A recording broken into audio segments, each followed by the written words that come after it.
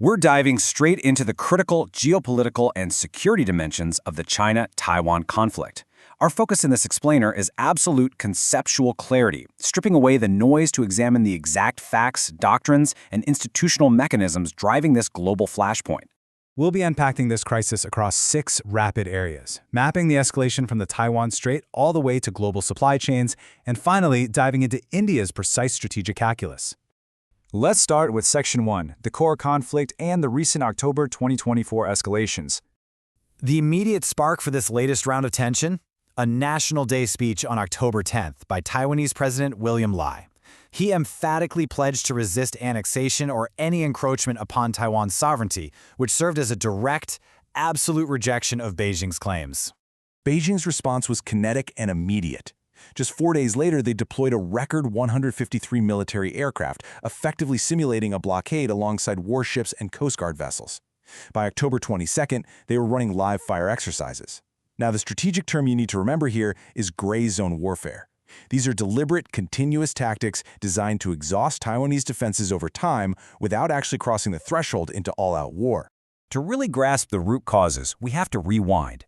The historical fracture goes way back to 1895, when the Qing dynasty lost Taiwan to Japan. Fast forward to post-World War II in 1945, and China regains control. But the true bedrock of today's crisis happened in 1949 during the Chinese Civil War. The victorious Communist Party established the PRC on the mainland, while the nationalist government retreated, establishing the Republic of China and Taiwan. That 1949 split is the foundation of everything we're seeing today.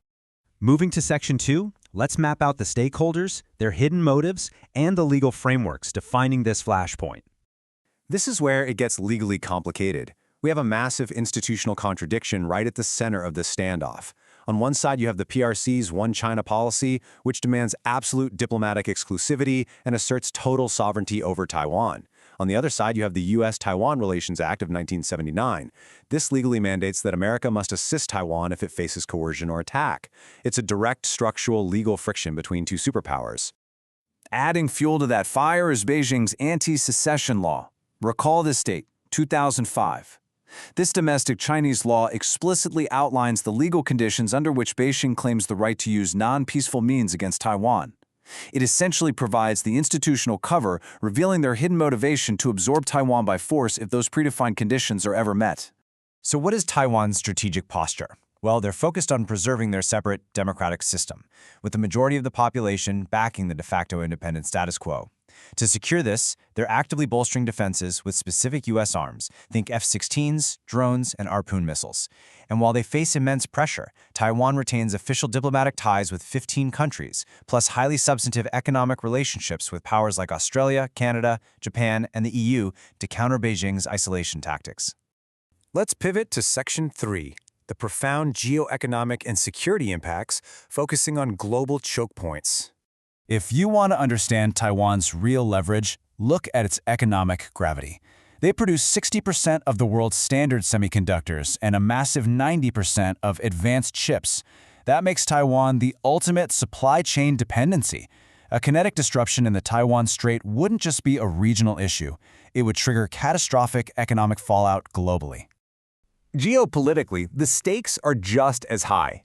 Taiwan is the natural maritime gateway to Southeast Asia and the South China Sea.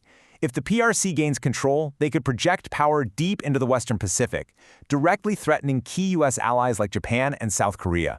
That's exactly why nations like the U.S., Canada, Germany, Australia, and Japan are stepping up high-visibility naval counter-patrols, including deploying the U.S. carrier Theodore Roosevelt to enforce maritime security.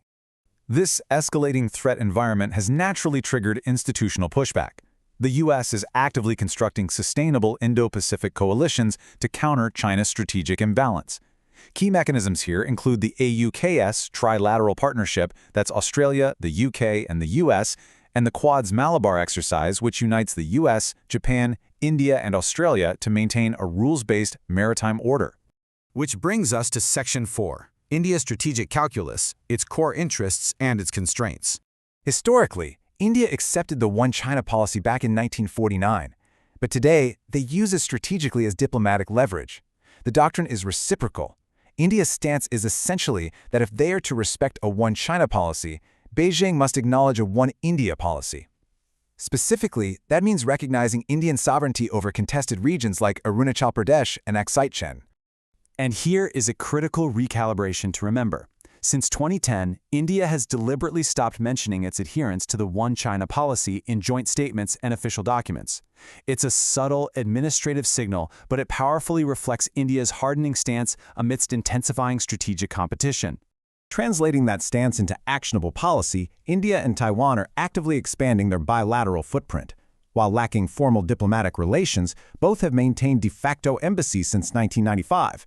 And now, bypassing formal restrictions entirely, Taiwan is launching a third Taipei Economic and Cultural Center in Mumbai to deepen those crucial geoeconomic and supply chain linkages. Let's move into Section 5, mapping out the strategic options and the way forward. Our source briefing lays out 6 calibrated policy options for New Delhi to deter regional aggression. These range from deploying international law arguments and building narratives against regional hegemony to coordinating diplomatic messaging. On the harder side, options include accelerating economic de-risking from Chinese supply chains, launching active information operations to support Taiwan, and at the absolute highest escalation level, potentially providing logistical military support to U.S. forces operating in the Indian Ocean. Furthermore, the briefing suggests it might be time to explicitly recalibrate the status quo.